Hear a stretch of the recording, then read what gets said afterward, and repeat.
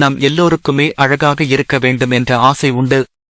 அப்படி அழகாக மாறுவதற்கு கடைகளில் விற்கப்படும் உடலை கெடுக்கும் கெமிக்கல்கள் நிறைந்த கிரீம்களை பயன்படுத்துவோம்.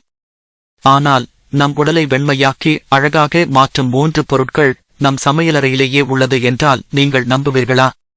நீங்கள் நம்பத்தான் வேண்டும். அந்த 3 பொருட்களை பயன்படுத்துவது எப்படி என்பதை பற்றி இந்த வீடியோவில் பார்க்கலாம்.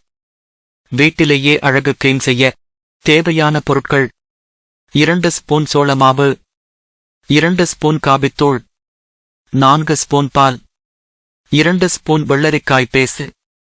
இப்போது அதன் செய்முறையைப் பார்ப்போம். ஒரு கடாயை அடுப்பில் வைத்து நன்கு சூடேற்றுங்கள். கடாய் சூடேறியதும் அடுப்பை மிதமான சூட்டில் வைத்து 2 ஸ்பூன் சோள மாவு, 2 ஸ்பூன் காபித்தூள், 4 ஸ்பூன் பால் ஆகியவற்றைச் சேர்த்து கைப்படாமல் இந்த கலவையை கலக்கவும். எல்லா பொருட்களும் ஒன்றாக கலந்து ஒரு கிரீம் பக்குவத்திற்கு வந்த பிறகு அடுப்பிலிருந்து கலவையை இறக்கிவிடவும். பின்னர் இந்த கலவை நன்றாக ஆறியதும் வேறொரு பாத்திரத்திற்கு மாற்றிக்கொள்ளவும். பின் சிறிதளவு வெள்ளரிக்காயை மிக்சியில் அரைத்து இந்த கலவையுடன் நன்றாக கலந்து கொள்ளவும். இப்போது முகத்துக்கான அழகு கிரீம் தயார். பின் குறிப்பு: இந்த கலவையில் பாலுக்கு பதிலாக தயிர் அல்லது ரோஸ் வாட்டரை கூட நீங்கள் பயன்படுத்தலாம். இந்த அழகு கிரீமை பயன்படுத்தும் முறை: முகத்தை சுத்தமாக கழுவிய பிறகுதான் இந்த கிரீமை முகத்தில் பூச வேண்டும்.